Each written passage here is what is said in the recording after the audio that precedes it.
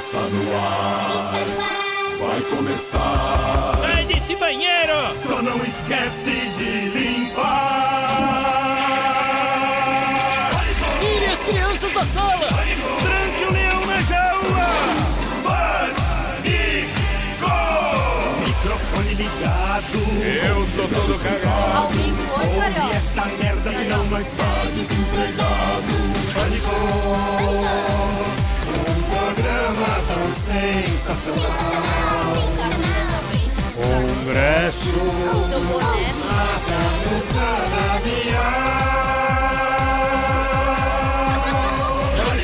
É, nós ouve mesmo. Muito bem, queridos, estamos de volta. Agora sob nova direção. Ouvinte Robert não apareceu. Amanhã vem um. Amanda Ramalho está culpa cuidando. novamente. Vem um barato. Não, não é culpa sua, Mas o que eu posso fazer? A pessoa não veio, eu marquei. Quer quem? Ó, vou Muito falar bem. quem foi o Ramos.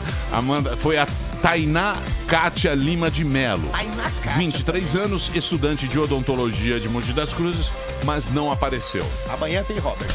Muito bem. Vamos trabalhar? Vamos. Palavras de otimismo com o bebê gigante. Palavras de otimismo com o bebê gigante. Esse é o famoso 16 toneladas. Parabéns, Amanda! Que? Conheceu um cara religioso, Quem? o Papa. Não aceita, Amanda. Vamos lá. Vou Aceita fazer não, minha Amanda. segunda sessão de lipo de papada. Beijo, doutora Renata Dávila. do Papa Nicolau. Vamos lá. Amanda, isso tudo é intriga. Gente, mas não isso cai tá bom. nessa pilha, Amandinha. Semana que vem eu volto pro Pilates. Deixa eu falar, Amandinha, você tá linda. Não entra Não, na a gorda é fogo. Não entra na pilha, não entra na papuda. E eu quero falar pra pararem de Nova mandar Inveja que você é inbox solteira. na segunda. Não sou solteira mais. Tô Opa! Tá namorando Tô namorando, todo mundo. Patioli. Fatioli é sua mãe. Você idiota, inútil, seu pé. Você convidou, couve! Fala, Emílio, beleza? Estamos aí, Carioca. Cara, hoje eu tenho a honra de receber aqui um cara que eu adoro, um artista único, original, autêntico, Lobão. Ih, adoro. Lobão, um dos vários nomes do rock nacional. E tá lançando um livro, Emílio, Eu maravilhoso, sei. chamado Guia Politicamente Incorreto dos anos 80 pelo rock. Eu li o livro do Lobão. Eu vou ler, ele vai me dar. outro. Aí, meu irmão, vou entregar o livro aí. Entendeu? Que isso, carioca? É o Lobão. É complicado aí, né? Muito bem. Então tá começando o Pânico aqui na Jovem Pan. Sérgio Horrorosa. Muito bem, meus queridos. Estamos de volta aqui na programação da Jovem Pan para todo o Brasil. Hoje uma presença encantadora neste programa. Aqui está ele, um dos maiores nomes do rock nacional e está lançando agora um livro bem bacana. Está aqui na minha mão o Guia Politicamente Incorreto dos anos 80 pelo rock. Lobão hoje aqui no Meu ídolo. Está aqui Lobão. Aliás, um grande trabalho, hein, Lobão? Com a letra das músicas e tal. Algumas coisas ali incoerentes que nós estávamos vendo. Incoerência? Algumas incoerências. Nós vamos discutir ao longo desse programa, não é, Tonholi? Vamos pegar no pé. Vamos pegar no pé do Lobão. Do Lobão, claro. Pernada Lobão de da anão no voadora. Lobão. Tudo bom, Lobão? Tudo ótimo, melhor agora. Então, eu tava vendo aqui que os anos 80, uma década perdida, trash, cafona, ombreiras, Turma da Xuxa, He-Man, hiperinflação. Mas o foco desse guia é a música brasileira. Precisamente o rock. É perfeito. Por que você resolveu fazer esse estudo aqui, mostrar pra galera nesse momento? Eu recebi um convite da Leia, pela editora-chefe dela, uma amiga minha, Leila Name, e eu fiquei muito animado. Ela falou: você quer fazer um guia politicamente correto dos anos 80? Eu penso, olha, eu sou só sócio fundador dos anos 80. Participei integralmente do início, tocando com os principais nomes daquela época, foi a Gangue 90, fiz a Blitz. Marina. Com a Marina, com o Lulu, com o Rich. Então eu tinha um certo respaldo, porque eu tenho muita história para contar. Fui um dos protagonistas das grandes brigas, tanto internas, intestinas, como Herbert, por exemplo, como também eu fui um catalisador na época do Areias Escaldantes, eu que reuni toda aquela rapaziada toda. Também sou um dos caras que mais fiz sucessos, de números de sucesso, contrariando as expectativas das pessoas, está aí no livro. Então, fiz músicas com um monte de gente. e vivenciei profundamente aquela época. Fui perseguido pela polícia por mais de 5 anos, o que mudou todo o rumo da minha trajetória, porque eu tive que me pautar, por isso tive que fugir do Brasil. Ao fugir do Brasil, eu tive que engendrar uma gravação lá fora para não ficar perdendo tempo, ficar lá de bobeira, passando 9 meses sem fazer nada, aí gravei um disco fora. Quer dizer, tudo foi eu era uma espécie de náufrago, né, naquela época, porque eu fui levado por uma correnteza de acontecimentos. Eu não consegui me concentrar em crescer, estudar aquilo que eu queria estudar, poder, como hoje em dia, gravar, timbrar meus instrumentos do jeito... Eu sempre tenho uma crítica muito grande em relação à sonoridade dos discos dos anos 80, que inclusive eram feitos com baixíssimo orçamento. Então tudo isso tá, a relação com as gravadoras, a peculiaridade da nossa época, em que todos os diretores praticamente das gravadoras eram oriundos da Jovem Guarda, e isso influenciou muito na produção, porque eles, ora, queriam enfurnar músicas, tipo Sullivan Massada, ei, tem uma música pra você cantar, ou queriam, como fizeram com a Blitz, deram uma cara meio Jovem Guarda, meio infanto-juvenil, uma coisa muito diferente do que a proposta da banda, influenciar muito nas gravações, botar um som mais apastelado, e, além de ser barato, porque os grandes monstros sagrados da música brasileira, por exemplo, para vocês terem uma ideia, um orçamento de um disco de música popular brasileira que vendia 20 mil cópias custava 2 milhões de reais, por exemplo, enquanto um disco que vendia 2 milhões de cópias, como Legião, ou como Titãs, ou como o do Traje a Rigor, custava 100 mil reais. Então a discrepância era enorme. E mostrando também que os anos 80 fizeram uma hipertrofia no mercado, explodiu o mercado de discos, tornando o business uma coisa mais profissional. 80% de crescimento que teve o mercado na década de 80. Então é uma mistura, né? Tenho também algumas citações para que as pessoas se norteiem. O livro é feito, cada capítulo é por um ano. Ele começa no ano de 76, em virtude do Festival de Saquarema, e termina em 91, com o meu episódio de eu levando lata no Rock in Rio, que eu acredito que ali enterra-se os anos 80. Começa em 76, por quê? Porque o ano de Saquarema foi muito importante, 76, porque primeiro a Rita Lee conheceu o Roberto de Carvalho naquele show. O Vimana estava... O Vimana era você, Lulu Santos e o Rich. Santos, Rich, com o Luiz Paulo, Fernando Gama. A gente conheceu o Patrick Moraes, que era do IES, que entrou na banda do Vimana e foi o anjo exterminador do Vimana. Tem o Big Boy também, que é um grande radialista, que DJ foi Big Boy, o nosso oráculo, que ele falou assim pro pessoal do Vimana, que determinou o início dos anos 80 na cabeça da gente. Eles levaram uma carraspana do Big Boy, que eles foram no programa, e o Big Boy falou: vocês estão aí com esse discurso de garotinho de Zona Sul, vocês têm mais aqui a frequentar o programa de auditório, o Bolinha, Barro de Alencar, o Chacrinha.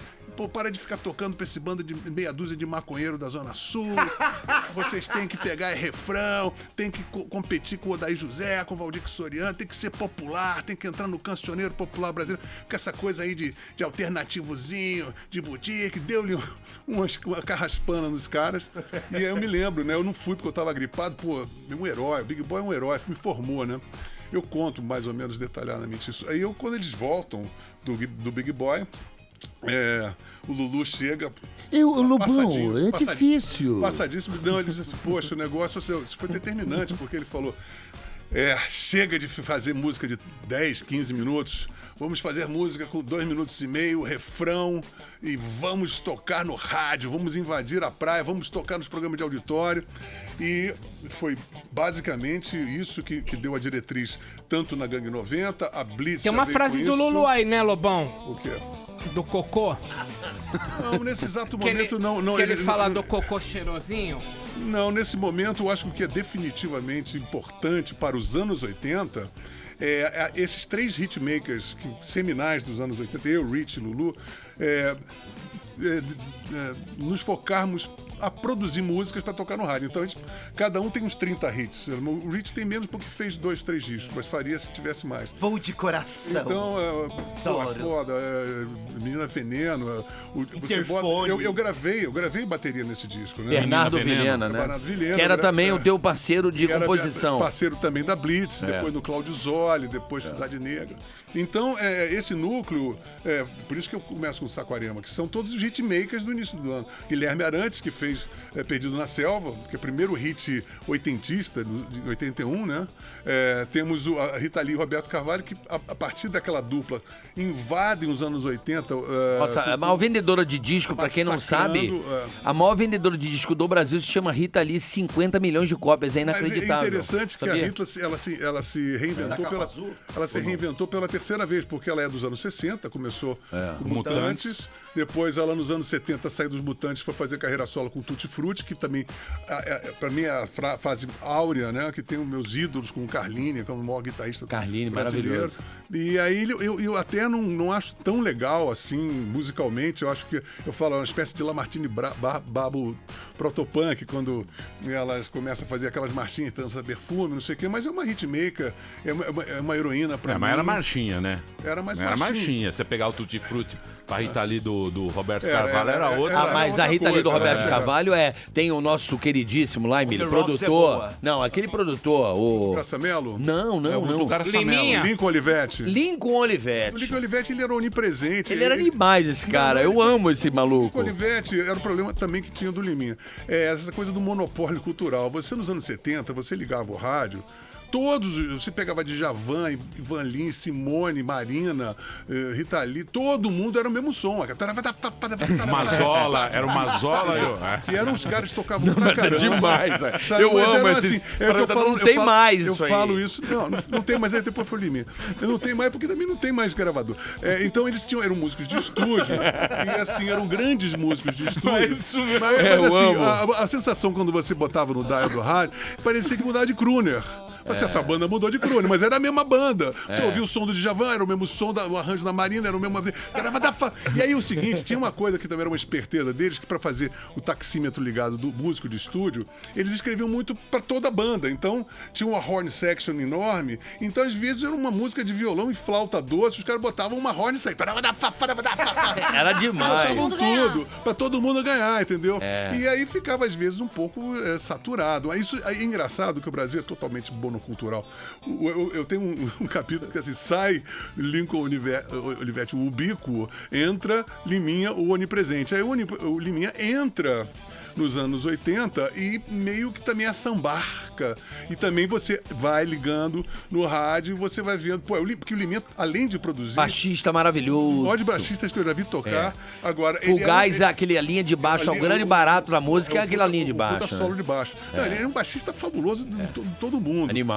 E é um grande produtor também. Agora o problema é que ele era fominha. Então, assim, o cara tocava mais ou menos, ele de madrugada ia lá e regravava tudo. Ele gravava guitarra, baixo. Então, e ele sempre achava que tava faltando alguma coisa. Então você vai ver o disco e fala assim: o Liminha tá tocando guitarra, o Liminha tá tocando baixo, ele programou a bateria ligando, ele tá fazendo back vocal, ele tá fazendo tudo. E isso aconteceu em todos os anos 80, aconteceu muito. Aconteceu assim a divisão entre o Liminha, o Marcelo Susequinde, e tinha também o Roupa Nova, que são grandes músicos, e eles substituíam muito essas bandas de rock que eram contratadas de última hora, os caras não sabiam pegar numa baqueta.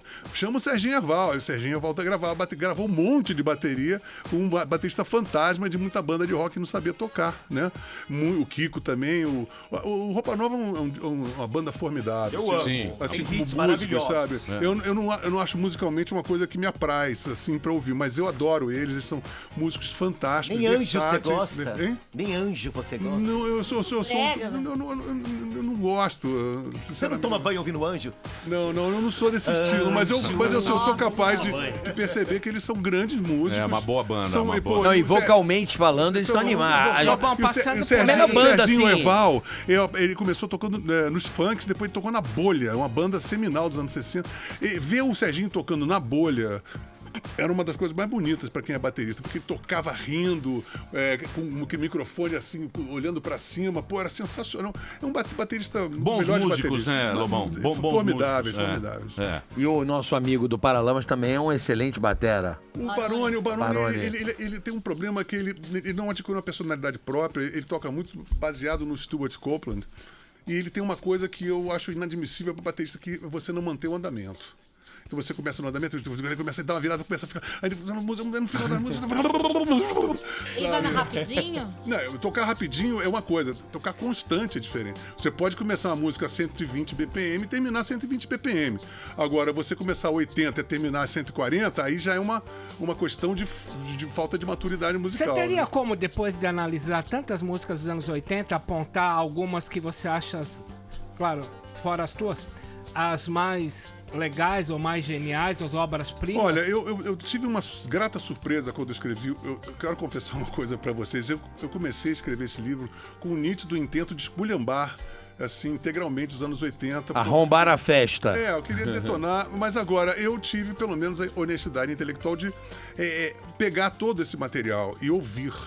Real time. Enquanto eu estava escrevendo, eu pegava, vou pegar o disco da Blitz. Aí eu peguei, gravei o disco da Blitz, né? Eu gravei Você Não Soube, mas falei, é horrivelmente mal gravado. Mas essa história é maravilhosa. Mas musicalmente é muito interessante. O Evandro é um dos maiores compositores que eu conheço. Assim, ele é uma espécie de Moreira da Silva. Ele tem assim como o Roger Moreira do Ultraje, ele é um Adoniran Barbosa.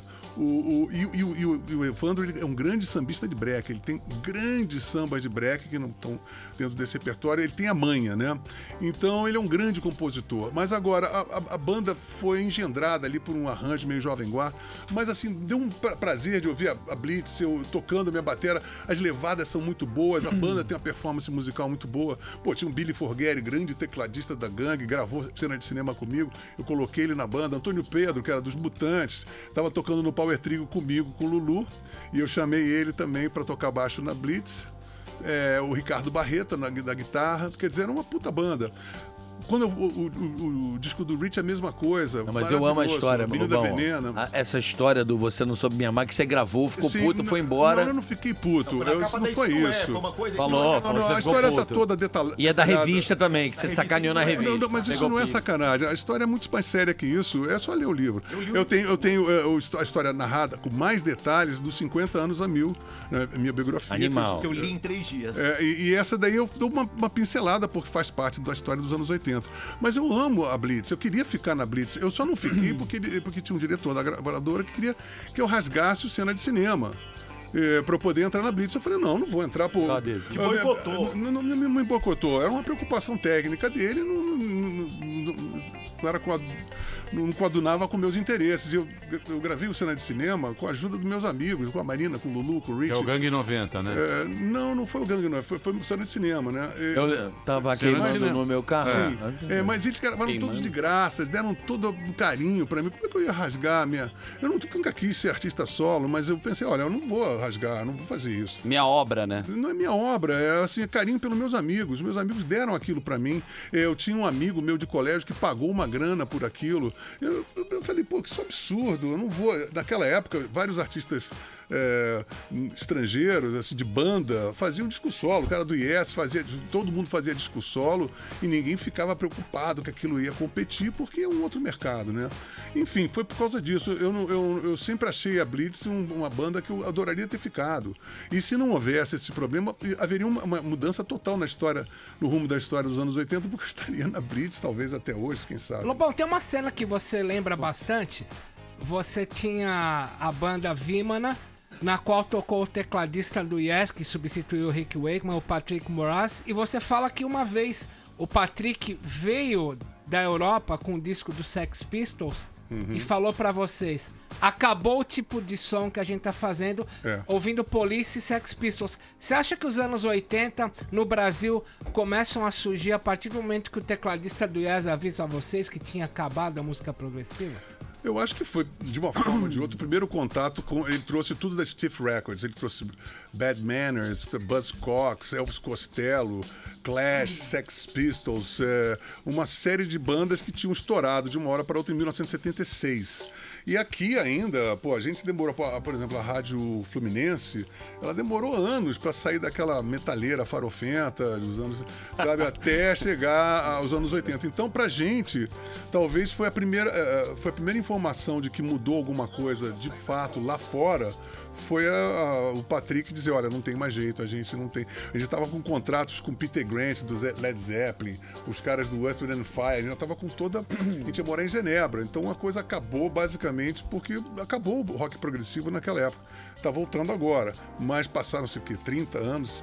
O rock progressivo era proibitivo de você falar. Mas aproveitando o Tonholi, você acha que na década de 80 a música era mais autoral? Porque hoje o cara tem internet, consegue pegar uma base, uma referência. Naquela época o cara trazia um disco pra você, alguém tinha que viajar pra fora, ou você mesmo, e trazer essa referência. Ou seja, você tinha mais a possibilidade de produzir a sua própria música sem tanta interferência. Que puta pergunta. Não, eu não acho isso.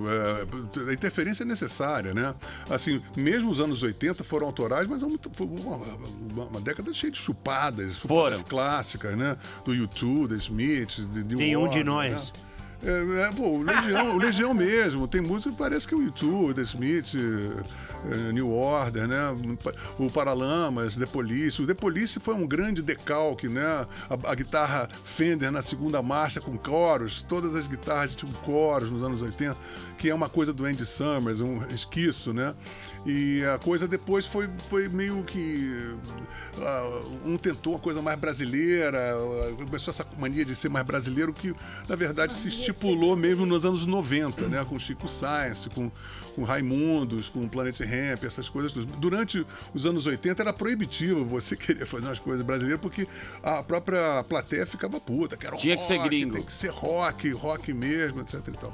E o que é ruim de ambas as maneiras, você ser sectário tanto em querer fazer um rock puro que não existe, como também querer ser obrigado a botar um tamborim no seu rock, também são duas vicissitudes, são vícios, né? Cacuete, ao invés de necessidades básicas que você, como estética, acha que aquilo realmente é necessário. Como você fala bonito, no final todo mundo chupa. Fala bonito, Lobão, Ele né? fala, ele tem referência, Mas é uma sabe os revista nomes, Bis tem memória ainda. Lobão fala bonito. Eu lembro do Fala Lobão, bonito. sabe, posso É falar? bom pra entrevistar. Estou com Bivaz, Lobão, eu era uma bichinha de Uberaba e comprei minha segunda bis com a Madonna na capa. E tinha um discurso seu com o Cazuza perguntando se Madonna era pop ou era Merlin. Lembra desse discurso? Da bis número 2 com a Madonna na capa. Eu menino em Uberaba. Pois é. Não vai lembrar, né? Não, é que eu gostava da Cyndi Lauper, eu achava a Madonna já uma cópia escancarada da Cyndi Lauper, né?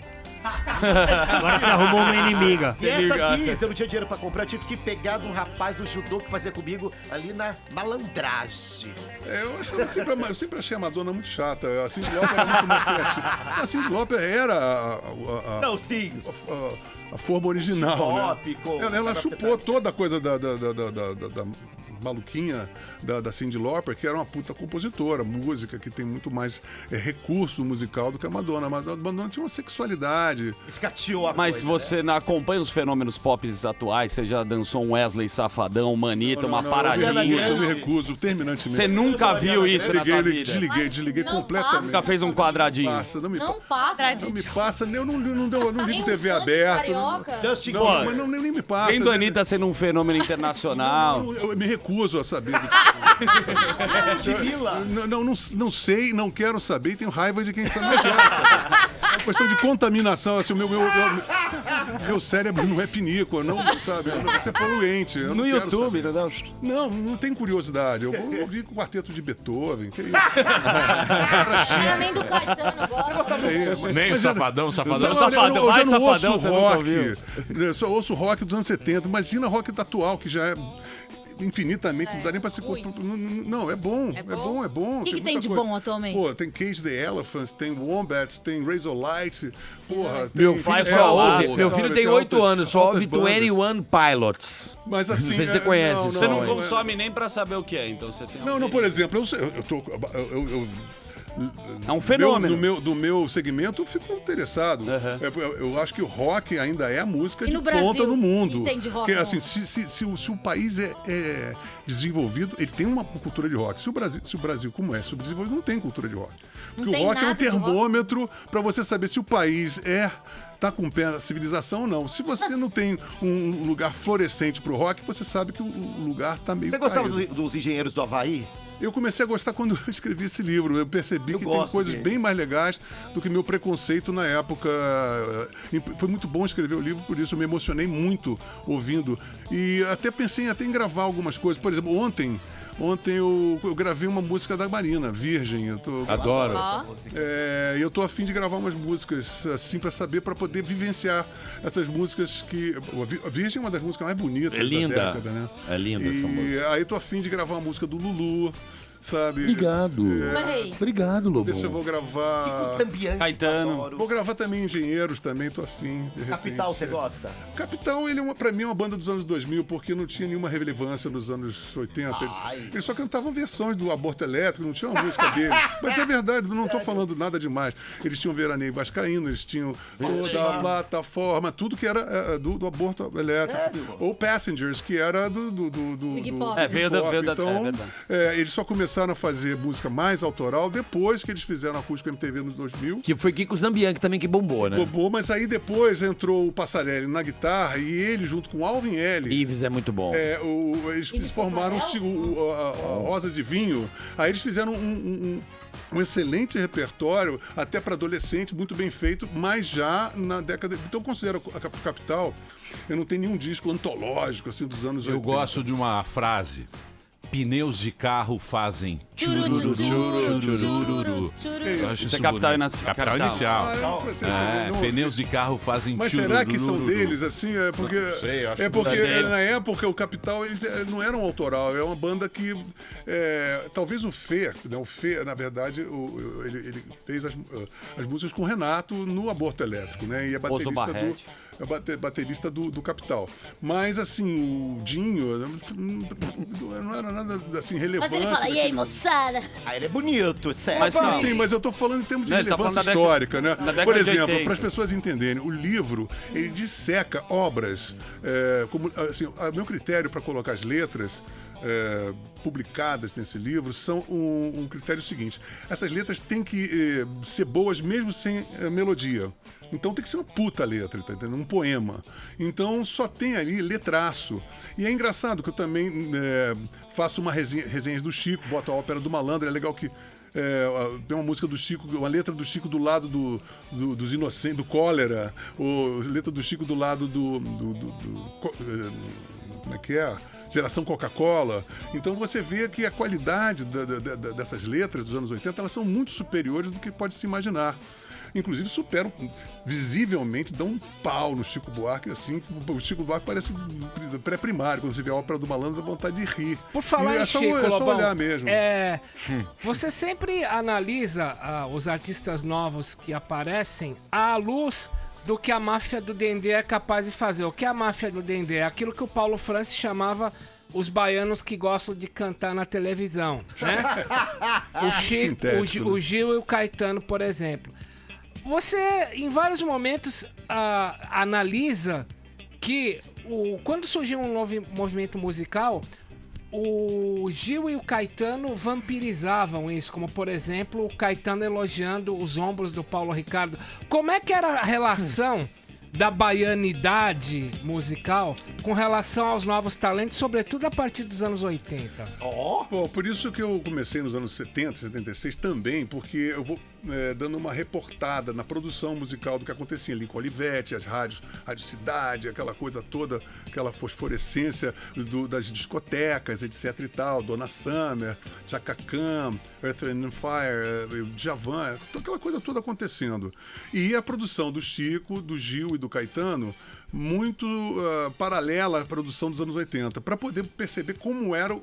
Porque tem uma tese no livro chamada Totalitarismo Cultural. Mostrar que já nos anos 70 eles já eram completamente um coronelato e, por exemplo, que a Cor do Som era uma subsidiária do Novos Baianos, Cor do Som, o próprio 14 Bis e o Roupa Nova eram apadrinhados pelos mineiros, o Boca Livre era uma banda que pretendia ser uma banda uma nova de Chico Buarque, né? Uma coisa coisa dos cantores revolucionários de festivais, muito galgado em Edu Lobo, em Chico Buarque, em música brasileira de raiz, vamos dizer assim, MPB, né?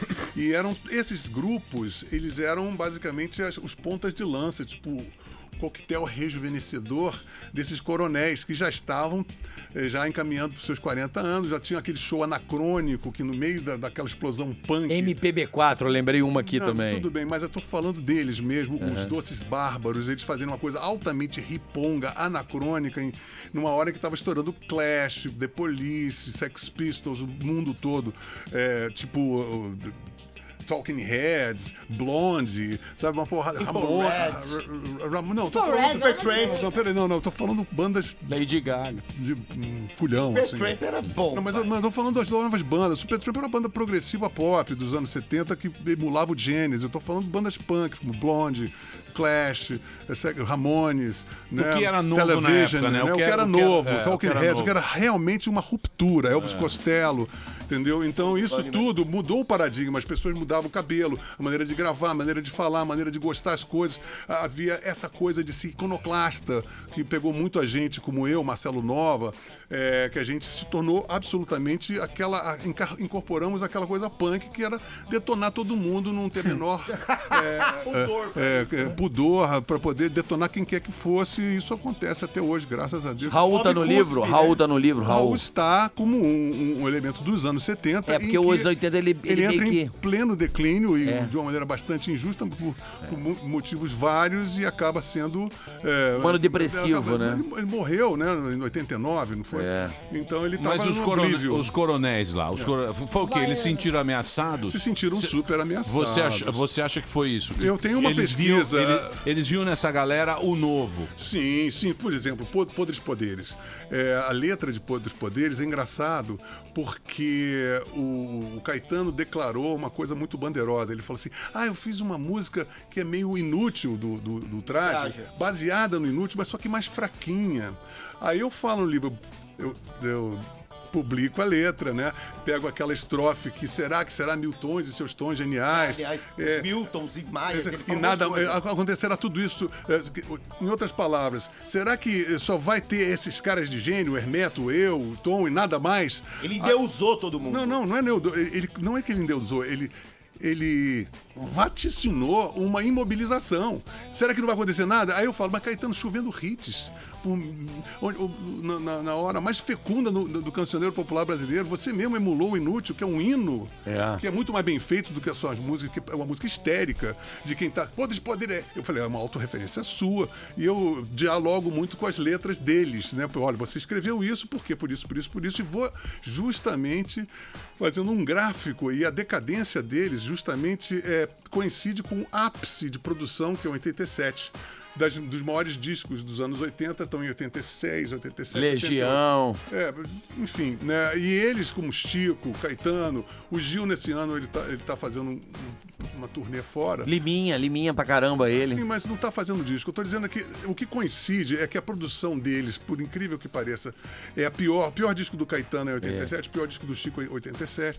Então tem isso. E os melhores discos, todo Vida Bandida, Cabeça de Dinossauro, Legião Urbana, todos também gravando Chuva de Prata. Então assim... Todo mundo no auge, né?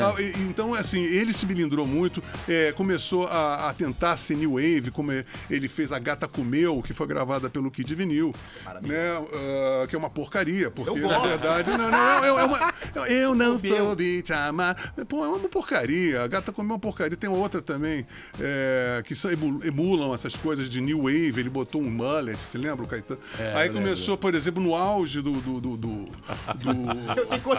auge do RPM, no auge do RPM, houve uma enquete no Jornal do Brasil, o Paulo Ricardo, o cara bonito, bem apessoado, falava inglês, era jornalista, toca bem, fazia letra, cantava, e fizeram uma enquete no Jornal do Brasil, tipo assim, para celebridades, evidentemente, dizendo assim, celebridade 1, celebridade 2, quais são os atributos que você acha mais protuberantes em Paulo Ricardo? Aí eu vou falar, mas eu acho que ele tem uma linha de baixo maravilhosa. Não, a voz dele é singular. Não, ele é muito inteligente. As letras são maravilhosas. Aí, Caetano Veloso. Ah, ele tem uns ombros maravilhosos. Que bichona! Não é bichona, não. A bichona excludente. Porque o cara... é o elogio da exclusão. Porque você acha que o melhor que tem... Não é musicalmente.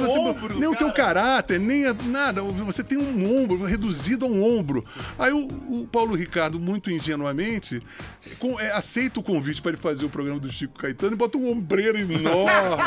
E aí ele abraça o abraço da morte. Do né? Didi, aquele terno do Didi. Aquele olhar doce, pseudo-doce homoerótico de Caetano Veloso pra cima do Paulo Ricardo. Homoerótico é maravilhoso. E vai lá e dá um abraço da morte. E aí o RPM comete um erro fatal, que cometeu seu segundo disco ao vivo, quer dizer, o cara tava careca de ouvir todas as Produzido músicas. pelo Ney Mato Grosso. Todas as músicas. Não, isso não é o problema. O problema é que eles tinham todo o sucesso do primeiro disco, tocaram a exaustão na rádio e sem transição gravaram um disco ao vivo com as mesmas músicas. Só que Naja e Flores Astrais. Não. Só que gravaram a música.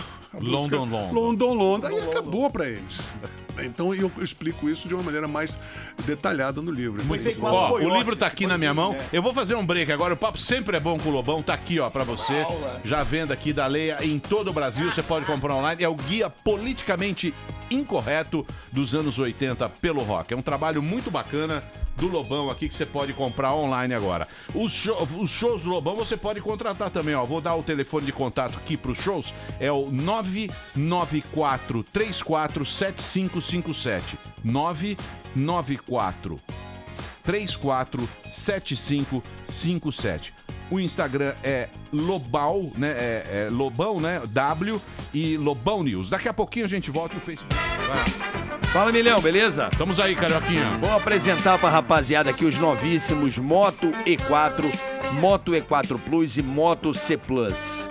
Smartphones com design moderno, bateria de longa duração com carregamento rápido, velocidade de processamento, câmera frontal com modo Beauty para tirar aquela selfie maneiríssima e também a melhor experiência no sistema Android puro na versão 7.0 e 7.1. E aí, quer conhecer todos eles? Então acesse agora motorola.com.br e diga hello para a família Moto E4 e para Moto C Plus, Emilhão. É isso aí, Carioquinha.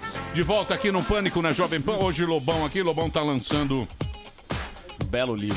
O Guia Politicamente Incorreto dos anos 80, onde ele fez aqui um trabalho. É um trabalho bem bacana. Você tem a letra das músicas, são vários capítulos aqui. Em 1988 é o início do fim daquele movimento dos anos 80. E você pode comprar online agora. O Lobão, ele tá no Instagram, Lobão W, Lobão News também. O Facebook é Lobão Oficial. E para você contratar o show do Lobão, é o 994347557 é o contato do Lobão. E vou te falar, Emílio, eu fui no show dele, vou te falar, showzaço na como é que se diz, na virada cultural, levantou a rapaziada, show do Lobão, pra quem gosta de rock, de todas as, desde 70, 80, atual, showzaço. Recomendo, super recomendo. Eu aprendi a gostar de tocar novamente. É animal, parabéns, cara, seu show é formidável. Muito bem.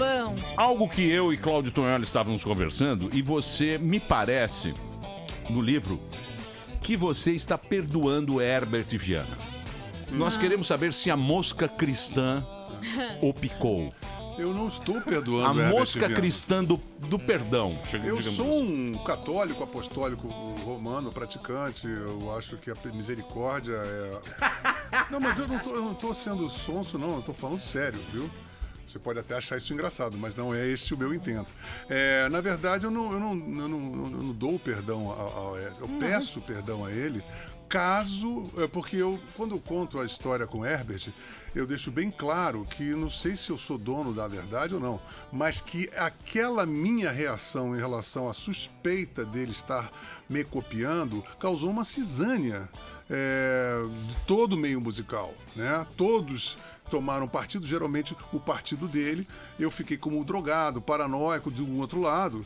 E eu tive que contar isso não para poder denunciá-lo, mas porque isso ficou um fato histórico.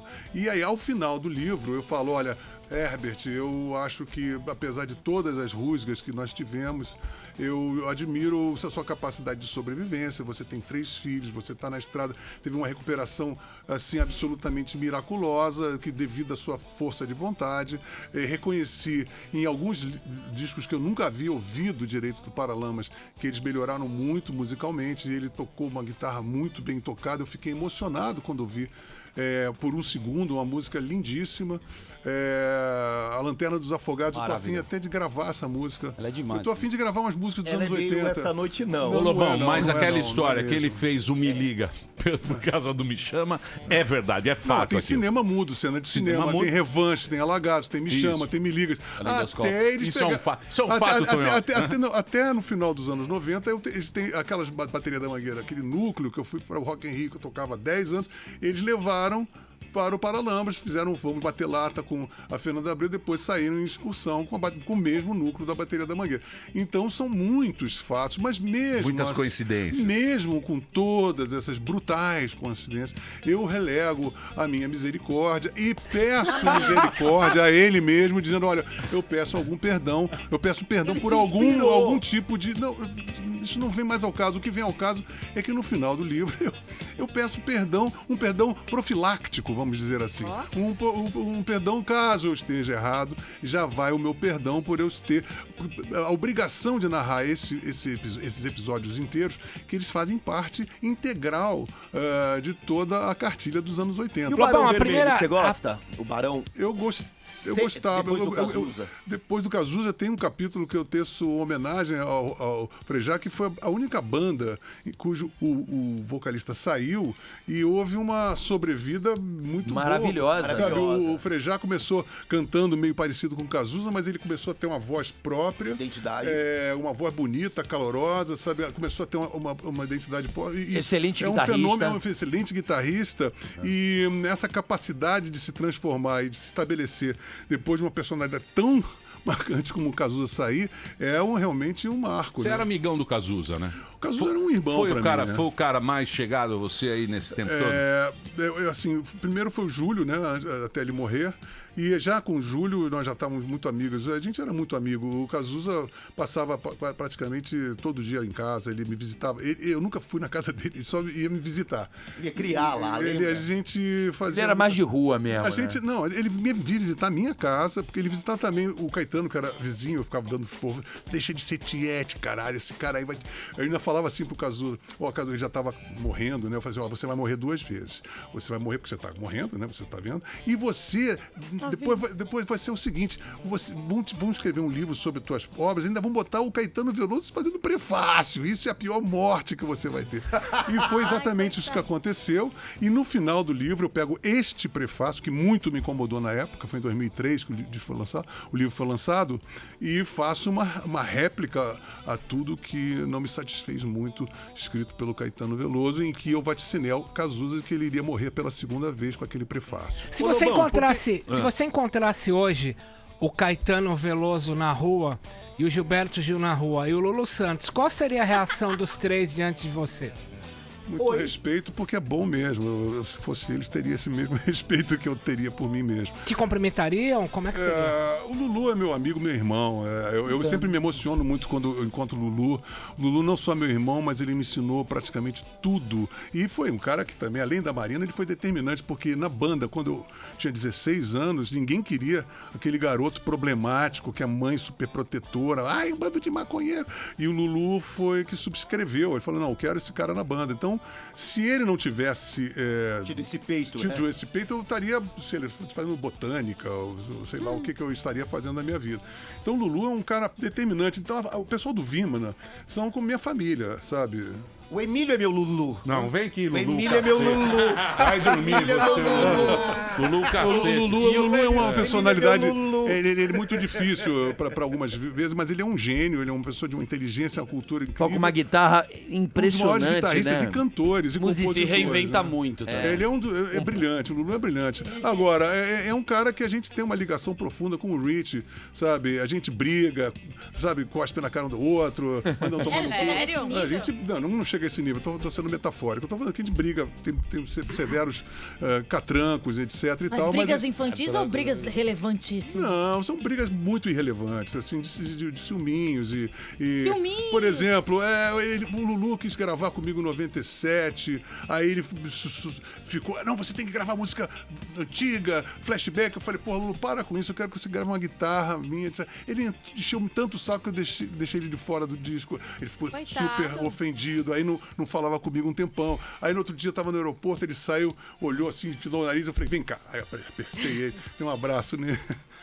E a Dulce Quintal, você gostava? Dulce Quintal? Olha... Adorava. Nossa, o cara lembra de uma... Ele vai lembrando dos Dulce é querida, é bacana, mas eu sempre livre é uma coisa trash, né? Ah, mas e ela só é legal. Com todo respeito. Não, depois ela teve uma carreira mais autoral, assim, ela fez umas letras pro Barão, era uma letrista boa, mas assim, a ideia era muito... casca. Ô Lobão, você brigou muito, né? Você brigou com a indústria. Você até... Uma época você lançou seus próprios... Eu continuo lançando meus discos. Você lançou seus discos e tal. Você se Desde que eu arrepende das brigas que você teve com o mainstream, com a indústria mesmo? Não, eu detonei a indústria faliu muito por causa do meu trabalho. Eu acho que foi muito importante.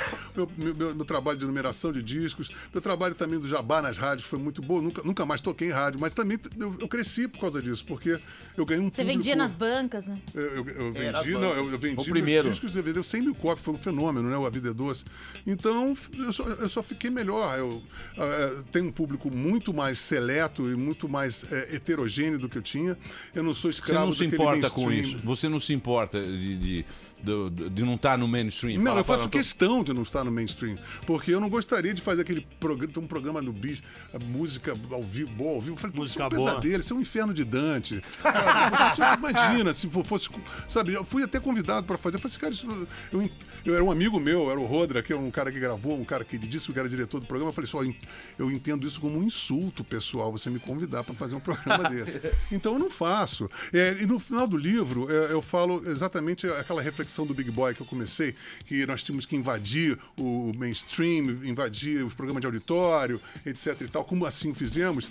Este momento, como tem a internet, muda tudo. As televisões abertas, as televisões fechadas, subdividiram muito um público e ficou um público assim, quando, por exemplo, Faustão é muito meu amigo, mas eu não posso imaginar que se eu fosse pra Faustão, é como se eu tivesse indo pra Júpiter, cara, sabe? É legal Júpiter. Não, mas não é isso. A dança dos famosos. Não, a plateia não é... Convidou ele pra dança, convidou. Ah, você tá Convidou. Eu vou dar o bastidor se ele deixar.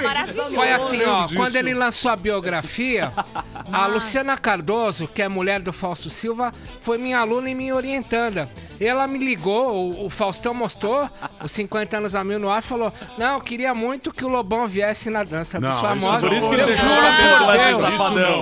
Por isso que você tá não, peraí, não é isso. O Faustão é meu amigo pessoal. Por exemplo, Você é amigo do Fausto? O Faustão. Você vai na Grande pizza? Lobão, meu. Peraí, olha só o que eu vou dizer. Diga. Tem um episódio muito interessante do Faustão, que ele estava fazendo um Perdido na Noite, né? Na Band. E a gente tinha feito uma excursão pelo interior de São Paulo, eu, Kiko Zambianchi e o Traje, Perdido no Rock, capitaneado pelo Faustão. A gente ficou muito amigo. A gente passou um mês na estrada, ficamos muito amigos. E logo depois desse evento, ele chegou pra mim e no programa daqueles, chegou pra mim e falou: Lobão, vem cá que eu quero te pedir uma opinião. Você é meio maluco, então eu vou te pedir uma opinião de um cara maluco. Eu falei, qual é? Porra, cara, se você fosse eu, o que você faria? Eu estou recebendo uma proposta da Globo. Você aceitaria ou ficaria aqui? Eu falei, Faustão, vai fundo, meu amigo, acelera, pede milhões de dólares e fica rico. E aí ele fez, tanto é que o primeiro programa dele na Globo, ele me convidou para inaugurar. Caramba. Então a gente tem uma ligação, sabe? Agora a gente tem que ter desconfiômetro. Eu não faço mais parte daquele segmento. Houve transformações semiológicas na rede, no rádio, na televisão. Por exemplo, antigamente era viável fazer Me Chama, porque eu gostava da música, não era porque era comercial. Era uma música que estava no meu universo de gosto. E de repente da tua vida. vida também. E de repente fazer sucesso com ela. Hoje em dia, fazer Me Chama e achar que vai fazer sucesso com Me Chama é achar que a Quinta Sinfonia de Beethoven vai todo mundo cantar. Faz outra música, Me Chana. Não, mas eu tô falando de uma maneira para vocês entenderem que o que era viável popularmente nos anos 80, hoje em dia passou a ser quase uma música erudita, sabe? Mediante anos e anos de depauperação musical, de erosão musical. Mas, Lobão, você não acha que isso é ciclo? Não é um momento que a gente está vivendo? Não, porque eu acho que já passou muito. Porque se você pensar bem, toda essa geração veio de uma época de repressão. Todos esses caras de anos 80 é repressão da ditadura, tal, não sei o quê, e tinha um recado. Depois passou um tempo. Mas não foi questão de grana. Mas não foi questão Você não acha que é uma época? Eu acho que os anos 80 entraram muito mais para ir contra o status cultural. Quer dizer, não queriam mais Lincoln Olivetti, não queria mais Caetano, não queria mais Chico, não queríamos ser o revolucionário de festival. A gente queria ser uma banda de rock colonizada, americanizada, e não queria aquela brasilidade cafona, gelatinosa, vagabunda, medíocre. Que isso? É exatamente isso que aconteceu. Mas você não acha que isso vai acontecer? Não, porque agora, se acontecer, a gente vai como se fosse uma catraca que volta. Você não vai voltar naquele nível. Você vai voltar num nível muito baixo. Sabe? Porque Por que você acha que o nível tá baixo? Você acha que é a internet? O que é, Lobão? O que pode ser? É o totalitarismo cultural. Você há de convir que o coronelato da nossa cultura, quer dizer, essa tríade, Caetano, Gil, Chico, de meio que assambarcaram e apadrinharam o axé, o pagode, tudo que é de merda, o funk, tudo as coisas mais merdoláticas da mídia são apadrinhadas por ele. É óbvio, porque eles são tuteláveis por esses caras. E eles não conseguiram, de certa forma, eles só se tutelaram alguém quando puseram a mão no ombro do Paulo Ricardo, ou quando se associaram, por exemplo, o Hermano Viana, irmão do Herbert, se associaram na época com o Gil, nos anos 80, e logo depois, quando ele assumiu o Ministério da Cultura, Hermano Viana foi um dos cérebros para orquestrar a Lei Rouanet, para poder abrir a cancela da Lei Rouanet para grandes astros de música, que geralmente eram baianos também, como a Ivete Sangalo. A Marisa, você gosta? A Marisa Monte? A Marisa Monte, ela tem uma excelente técnica vocal, mas ela é uma nulidade, como expressão assim, ela é fria. Tá chapática? Ela é fria. Ela é medicada, né? Igual nós. Não, ela não. Nós não somos medicados. Eu sou medicada. Eu não sou medicado. E tem pessoas medicadas que têm expressão, ela é inexpressiva. Agora, eu boto a Marisa Monte como o seu corvo, assim, o anjo exterminador dos anos 80, que ela vem com uma embalagem do chique, assim. Ela veio do... Não, o Nelson Mota patrocinou. E aí, assim, agora vamos falar com o MPB. A MPB veio com o Chico Landô do Caetano, com o Arthur Lindsay produzindo. Aí vem a Marisa Monte com aquelas coisas do Paulinho da Viola, um samba de tradição velho muito todo. Muita portela. Muita coisa assim, olha, isso aqui é que é o bom, e vamos esquecer. Até cooptou alguns do Gilberto Gil. titãs para poder fazer os tribalistas, que eu falo. A diferença de suspeita que você tem entre o tropicalista, você pode cogitar se ele é um canalha ou se ele é um gênio. O tribalista, você abaixa os teores e fica assim, entre o idiota e o maluquinho, né? Você não gosta do Arnaldo? Você não acha ele um gênio? Eu acho que o Arnaldo Antunes é um excelente poeta, mas o tribalista é uma coisa de débil mental. Pra vender disso, pra vender disso. É uma porcaria. E o pior do que uma porcaria é uma subsidiária estético-cultural da Tropicália. Então eles se colocam novamente a serviço do coronel. Mas você acha que eles influenciam até hoje? Óbvio, quem são os caras mais poderosos hoje em dia? Caetano, Gil. Caetano ainda é? Pô, só Maria Gadu. Caetano Veloso eles estão mais poderosos. Eles estão mais poderosos que cinema. Olha, eles colocam em todas as novelas.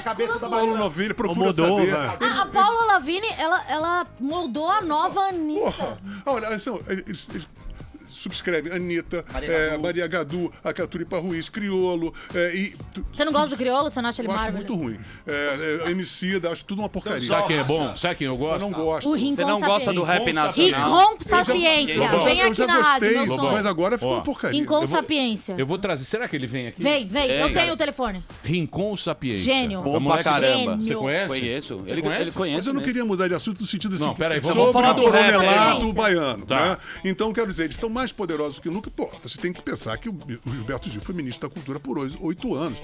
Foi aí que abriram. O Gil começou muito rico no ministério, acabou bilhardário. Afinal de contas, as leis de incentivo que começaram a florescer para todos os artistas e virou um vício maligno, foi na gestão do Gilberto Gil. Então.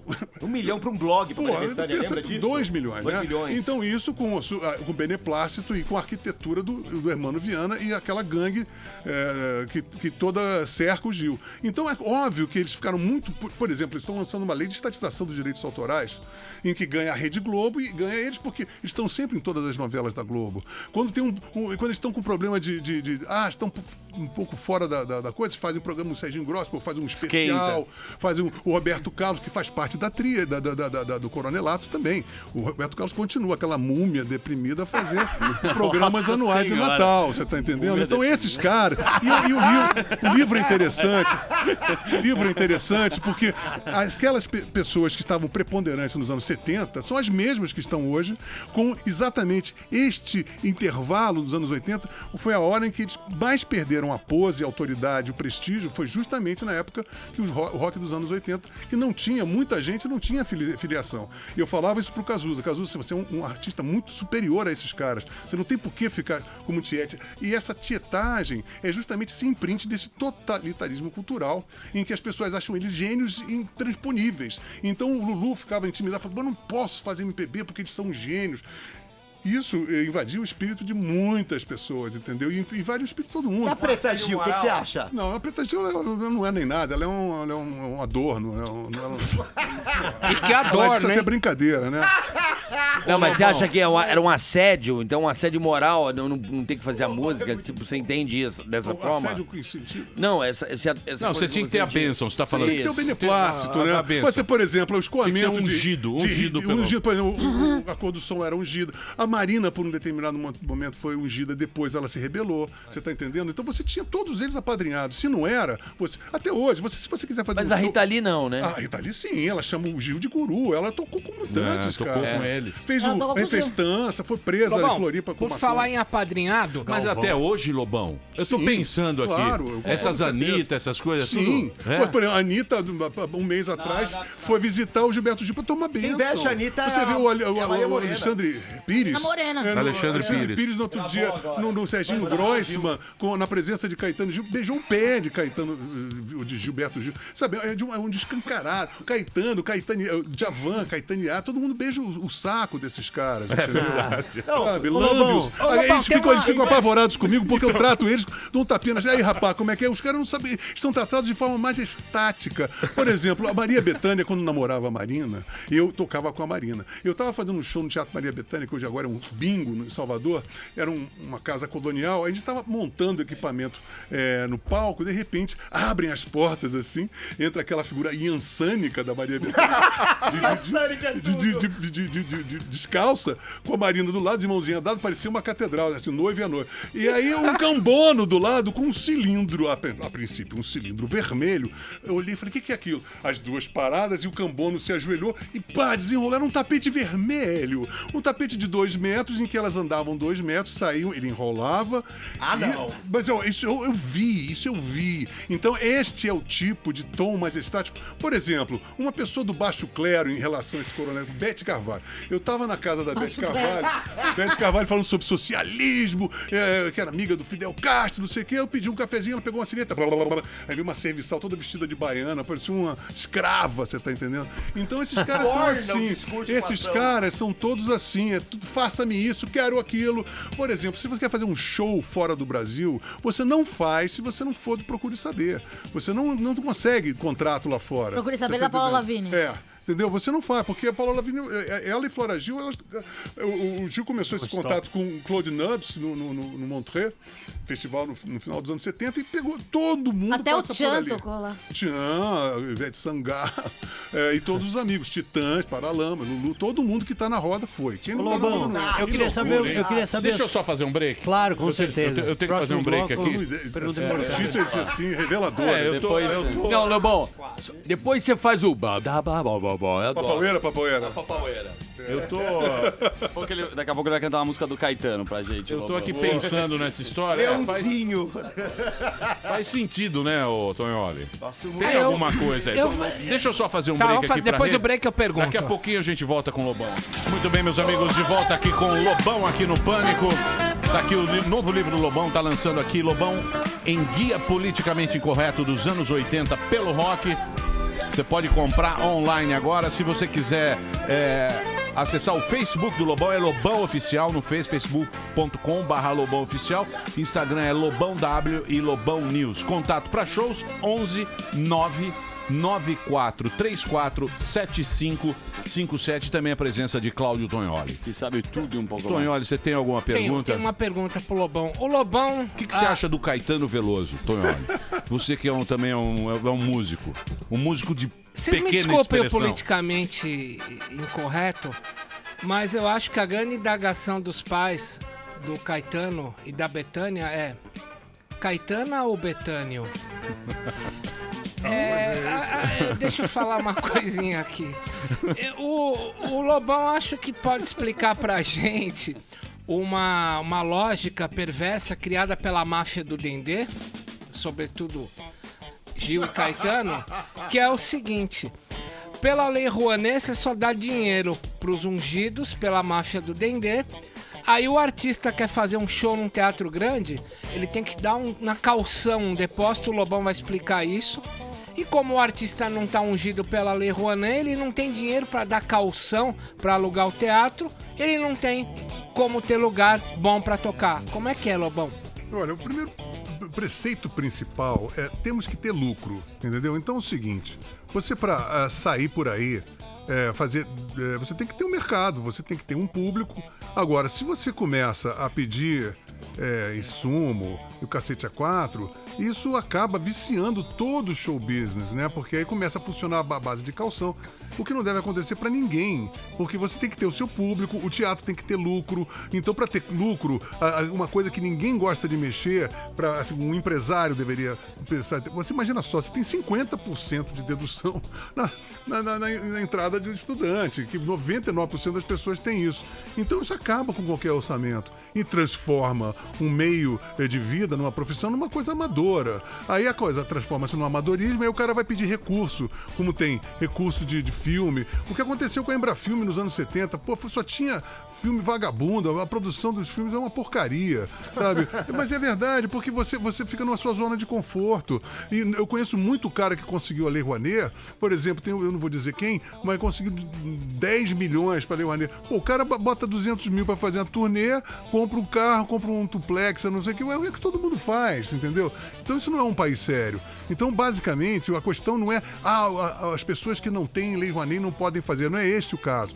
Não se deve ter Lei Rouanet para esse tipo de artista consagrado. Ou você é consagrado ou você vai lamber sabão, entendeu? Vai fazer outra coisa. Agora, a Lei Rouanet deve ser para ajudar museu, biblioteca, coretos, filarmônicas pequenas, coisas que artistas incipientes que estão começando. Agora, artista que é consagrado, que está contratado numa major, que vai pedir 2 milhões para a Lei Rouanet, é imoral, completamente fora do... Sabe? Isso acaba que vicia todo Eu faço isso para stand-up. Isso vicia não somente o meio comercial de fazer e vira uma coisa amadorística, como também a zona de conforto dessas pessoas acaba fabricando. O artista já não era um grande talento, vira um bosta na água, porque a cara não acaba por não produzir coisa boa. Você conhece alguém da Lei Rouanet que tenha produzido alguma coisa que prestasse? Vanessa da Mata, você gosta? Não, ela é um subproduto da Tropicália, ela vem aquela cara de balcote. Lobão, vamos lá, agora eu tô tentando criar uma coisa aqui na sua cabeça, nesse sentido. Vamos lá. Você tem esse livro maravilhoso, que isso aqui é um documento, né? Sim. Por sua visão. Vamos dizer que poderíamos montar do seu livro um projeto em que você pudesse colocar num palco todos esses artistas contando essas histórias? Não tem nada a ver com isso. Vamos lá. Calma aí. Tá fora de Comercialmente, no Brasil, eu acho que seria um pouco inviável em relação financeira à estrutura de palco. É simples assim. Então não fazemos? Não faz. Mesmo se tiver o governo falar, pô, teu livro é sensacional, eu Esse te preço dou... é muito caro, sabe por quê? Porque aí depois você incentivo. ganha esse dinheiro, aí depois você vira um lambisaco do governo. Você nunca mais vai poder criticar o governo. Ô, Lobão, então você acha que os caras Mas se o governo muda... Não me interessa. Você A máfia vira uma continua, chapa branca. né? Então, você acha que esses caras Você vira um chapa branca lambisaco. Mas aí você não Então vai fazer um negócio que você... Um projeto que de repente pode ter um incentivo... Mas peraí, eu posso chegar sem incentivo nenhum e de repente... Mas você acha que você consegue produzir um negócio dessa magnitude? Não, eu posso até sair por aí tocando minhas músicas dos anos 80, as músicas desses discos aí. Sim, mas por exemplo, a sua carreira ela foi galgada por um investimento. Mas concorda? o investimento não é pro Pessoal, público, não é político. Não, sim, Poxa, não é Rouanet. o problema, cara, é dinheiro do contribuinte. Isso não pode acontecer. Porque o contribuinte não é seu fã, nem sempre é o cara. Pô, eu não sou fã do Luan Santana, o cara tá ganhando 4 milhões. Não sou fã do Caetano Belo. Pô, quantas pessoas não são fã desses caras? Mas eu tô tentando... Não sei se você tá entendendo Não, o meu eu prisma. não concordo com você em gênero, em nem número, nem grau. Ô, Lobão, você acha que esses caras, então, eles pegam a cultura, vamos chamar de cultura, eles se apropriam dela, Sim, eles se apropriam A benefício cultural. próprio. Exato, totalitarismo cultural. É isso que você quer dizer, o totalismo cultural. Fala o seguinte, eu sou representante da cultura deste povo, Isso, eu sou soberano, isso, eu vou aquela ditar carteirada. aqui o que vai ser sagrado e o que vai ser profano. Mediante ao quê? A um substrato muito de uma polpuda grana e de uma Mas isso é cartilha política, ideológica. né? Ah, Isso lembrei de uma grande política, é cultural. representante, Lobão. Política, por exemplo, é uma assim, aí o cara tem que ser de esquerda, o cara tem que satisfazer toda o corolário dos professores de universidade, você tem que ter um monopólio cultural daquilo, aí você ganha você vira um profissional daquela doutrina. Então é uma coisa que encaixa, você vai fazer propaganda disso, então você vai ter todos os canais possíveis para você continuar fazendo isso. Então não devemos acreditar em quem fala, cuidarei da cultura desse povo. A gente não devia ter Ministério da Cultura. Os Estados Unidos tem uma puta cultura, não tem Ministério de Cultura. O Ministério de Cultura é pra cabide, é pra palhaçada. Tá, mas peraí. Fala o que você Lembrei de uma acha. grande Fala o que você representante acha. dessa tríade.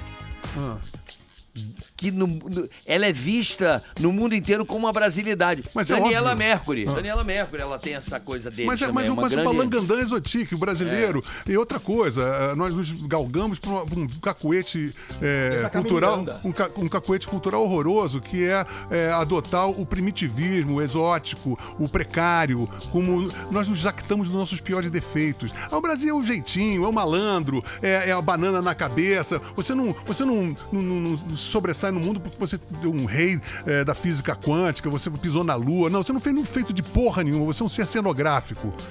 O brasileiro simplesmente é um cenográfico, um elemento cenográfico, plago de pôr do sol e fica envaidecido com seus piores defeitos. E a música brasileira, ela evidencia o malandro, a Carmen Miranda, a banana, o rebolado exultante, minhóquico, swingico das pessoas. E é só isso que nós temos em mente, por isso que o Brasil não sai do lugar.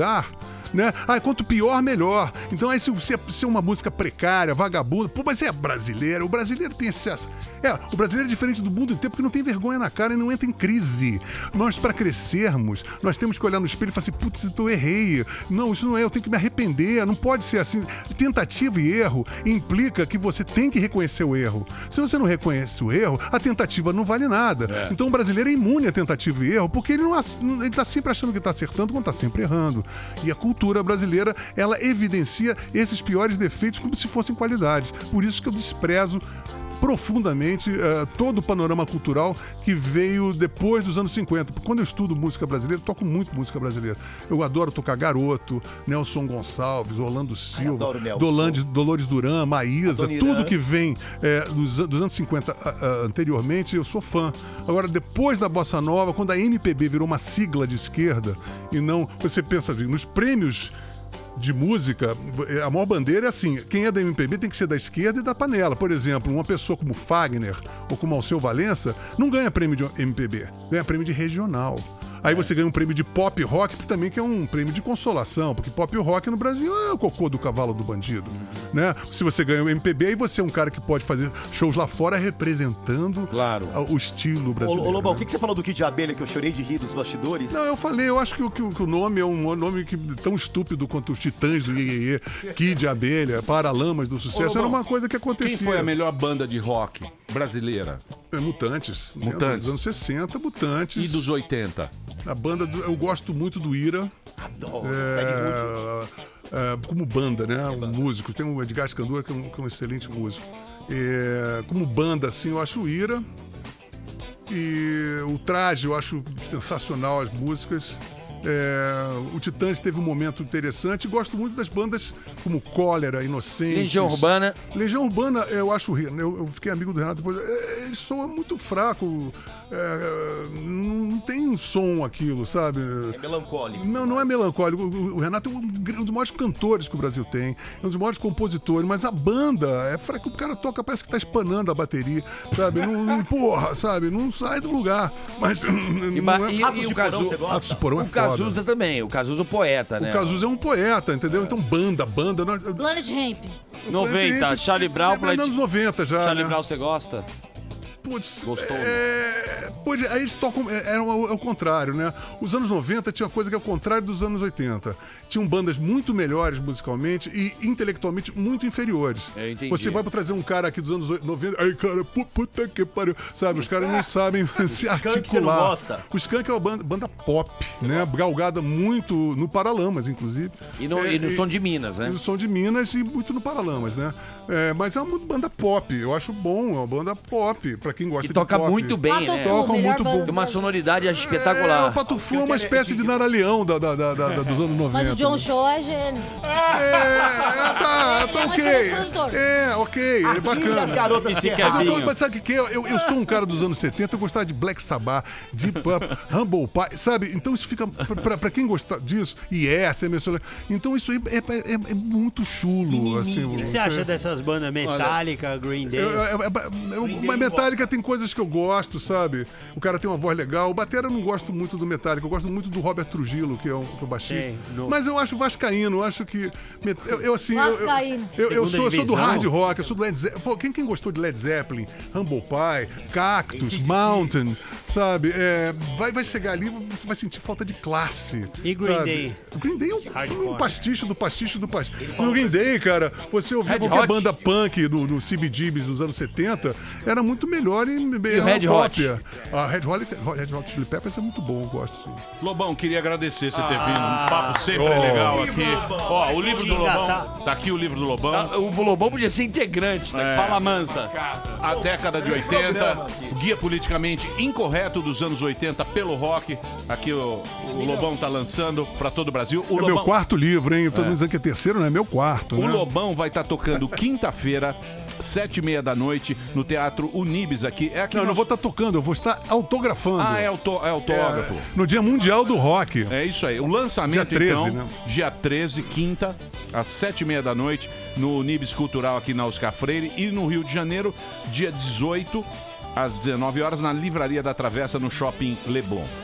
O site do Lobão é lobão.com.br, nas redes sociais, Twitter, Lobão Elétrico.